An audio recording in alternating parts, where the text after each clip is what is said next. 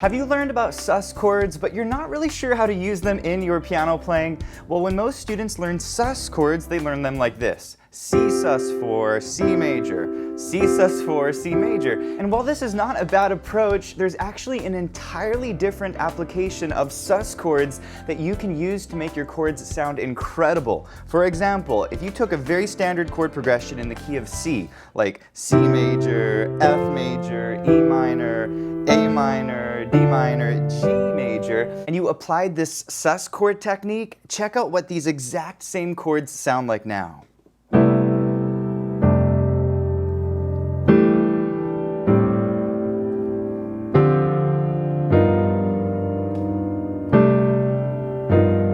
Sound incredible. I call this the sus layering approach, and in today's lesson I'm going to show you how to use this technique on your major chords, minor chords, and dominant chords to make them sound incredible. Now before we start the lesson, I wanted to quickly mention that in just a few days we are launching the biggest special that we offer all year long, up to 50% off the Piano with Jonny membership. So I'll put a link to that below, and let's go ahead and dive in. Alright, first we're going to talk about what sus chords are, and then I'll show you this layering approach to make your chords sound even more interesting. So there are basically two types of sus chords. There's what's called a sus4 chord, which looks like this, and then there's also what's called a sus2 chord, which looks like this. Okay? A sus4 is basically when you take a major chord, like a C major, and you raise the third up a half step, and we call this a sus4. And the word sus is short for suspended. So we're taking like a major chord and we're suspending the third up to the fourth and then resolving it down to the third. Same with the sus2 chord. You can think of it like a C major, but we're suspending the third down to the second note and then resolving it up to the third. Now this is a perfectly valid approach to using chord suspensions in your playing. I mean, you could take a chord progression like C major to F major, and you can use little suspensions like this, right? And then on the F chord, right? You can even do it on the G chord, and it sounds great. But in today's lesson, the way I'm going to explain sus chords to you is a little bit different from this approach, because with the sus layering technique, you're actually going to play a sus chord over a completely different chord, and with that combination, you're going to get an incredible sound. But before I teach you these techniques, if you're enjoying this video, please hit the like button, and if you're new to the channel, be sure to subscribe for more videos just like this. Alright, are you ready for this? We're going to first look at minor chords. How do you take a standard C minor and make it sound beautiful with a sus chord? What I'm going to do is I'm going to play a chord progression that just uses minor chords. And we're going to play it in a very basic way, and then I'm going to show you this little trick that you can use for minor chords. The chord progression is simple. We're going to go A minor, then E minor, then G minor to D minor. Okay? Really basic chord progression. All right, now check out what it sounds like with this sus chord transformation.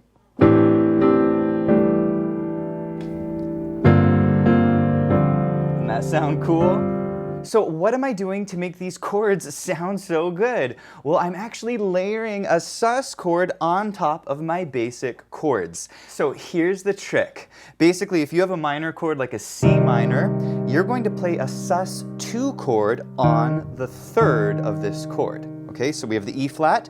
We're going to play a sus2 chord on the E flat. Well, what's a sus2 chord? It's that. Okay? And so now we just took an ordinary C minor and we made it sound like this. Doesn't that sound amazing? This turns the C minor chord into what's called a C minor 11 chord. Real quick explanation of this: if you keep stacking thirds on your C minor, you end up with a C minor 7. If you stack another third, you have a 9, and then you have an 11. So what we're doing with this E flat sus2 is we're ending up with a beautiful note in the chord called the 11, as well as the 7. And that's why we have such a beautiful C minor chord. You could also think of the E flat sus2 as a B flat sus4. They're the exact same notes. So another way that you could think of this trick is to play a sus4 chord on the flat 7. The flat 7 here is B flat. Okay, so let's quickly go back to the original chord progression, and I'll show you how I used this technique on these chords. So we said A minor is our first chord. What's the third of an A minor? It's a C, so we're going to use a C sus2 on the A.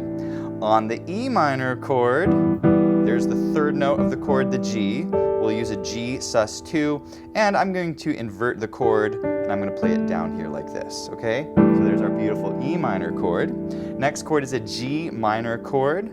There's the chord, B flat. We do a sus2 on the B flat, and I'm going to play it down here like that. Isn't that gorgeous? And then our last chord, D minor.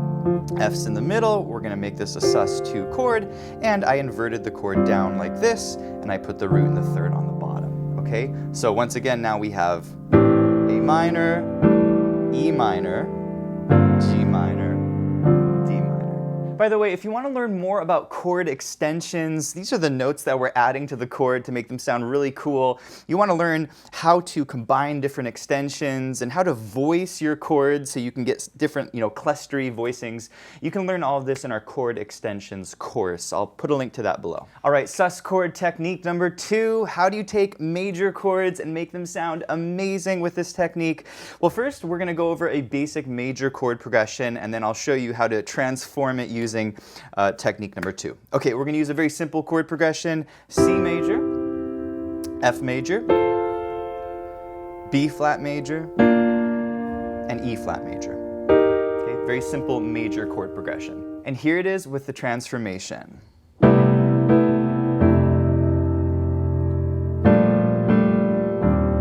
That sound awesome. So what am I doing to make these chords sound like this? Well, the trick is that you take a major chord like a C major and you play a sus2 chord on the 6th of the C major chord. Now, in a C major, you have a 1, a 3, and a 5. There's no 6. But if you go back to your major scale on a C, 1, 2, 3, 4, 5, 6, the 6th is the A. So we play an A sus2 over a C chord, and it sounds like that. Doesn't that sound great? Now, the technical name for this chord is called a C major 13 chord. I want to briefly explain why it's called a major 13 chord.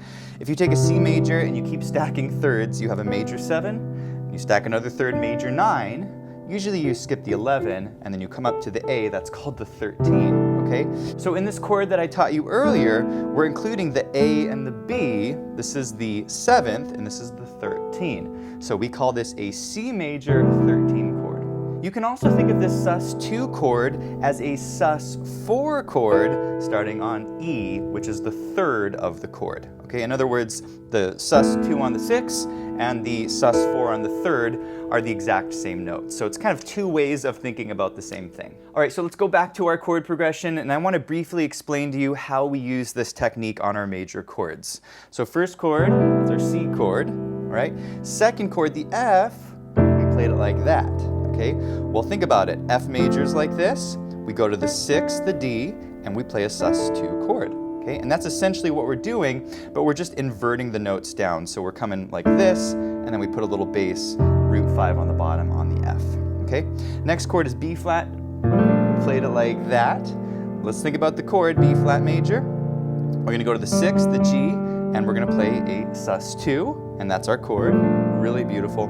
And then finally our E flat chord, we played it like this. And once again, you play your E flat chord, the 6th is here, you play a sus2, and then I simply inverted the chord down, and I played it over the root 5 in the bottom. By the way, I wanted to mention that the lesson sheet music you're seeing up here on the top left of the screen is downloadable and printable. You can also change the key of this entire lesson with a click of one button with our smart sheet music. So I'll put a link to all of that below. All right, sus layering technique number 3 is on dominant 7 chords.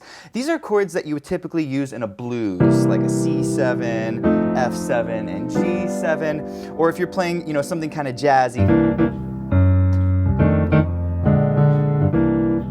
These are the chords that you would typically use. So first I want to show you a basic dominant 7 chord progression, and then I'll show you this amazing sus layering technique. Okay, first chord is C7, second chord is F7, third chord is D7, and your fourth chord is a G7. And now I'm going to play these exact same chords with the sus chord layering transformation.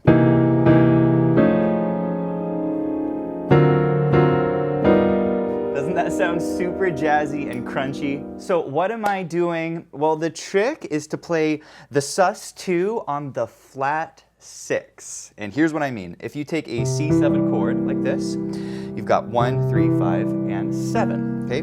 Now, the 6th is an A, and the 5th is a G. The flat 6, or the sharp 5, is the A flat. And so what you want to do is you want to play a sus2 chord on this note, this A flat, okay? So check it out. We're going to put the C and the E on the bottom, and put the A flat sus2 on the top, and it sounds super cool. This chord is called a C7 flat 13 sharp 9, and I want to briefly explain why we call it by this name. So a C7 is this, and we're going to add what are called altered notes to the chord, or chord alterations. Basically, if you keep stacking, you have 9, 11, 13, and what we're going to do is we're going to do a sharp 9 and a flat 13, and we'll remove the 11. Okay, so that's kind of basically what we're doing. We've got these notes on the top. We're also taking the 5th out, which is pretty common when you're playing jazz. And we end up with this beautiful chord. By the way, you could think of this A flat sus2 as an E flat sus4. They're the exact same notes. So another way to think of the trick is, hey, it's a dominant chord, and you play a sus4 chord on the flat 3rd, which makes it a beautiful, again, C7 flat 13 sharp 9. All right, let's briefly go back to our chord progression, and I'll explain how we used this trick on these chords. So as you recall, the first chord is C7. Well, we're going to play it like this. Right? This is our A flat sus2 that I just explained to you, but we're going to invert the notes and play them up here. We get this really cool, crunchy, jazzy sound. Second chord, that's our F7 chord. How do you figure this chord out? It's an F7. What's the sharp 5? It's the D flat. So we play a sus2 chord, and we have the root 3rd, and there's our super crunchy F7 flat 13 sharp 9, and then our D7 chord, we're playing it like that. Once again, a D7 is here. We use the raised 5th, or the flat 6, play a B flat sus2 on that chord, and we're just inverting the notes up. And finally, on our G7 chord, we play it like that. And once again, you start with your dominant 7 chord, the sharp 5, or the flat 6, is E flat, so we play a sus2 on the E flat, and we end up with this beautiful G7 flat 13 sharp 9 chord. Now you might be thinking, Johnny, that sounds great, but how do I actually use this in a chord progression? Like, what if I was playing a chord progression in C, and we had a C chord, and perhaps you have a F chord, like a 4 chord, and then maybe an E minor, and then you go to an A minor, a 6 chord, and then maybe you go to a D minor, that's a 2 chord, and then maybe the G chord, the 5 chord. How would you use this sus layering technique to make this chord progression sound more interesting? Well, you would do it like this.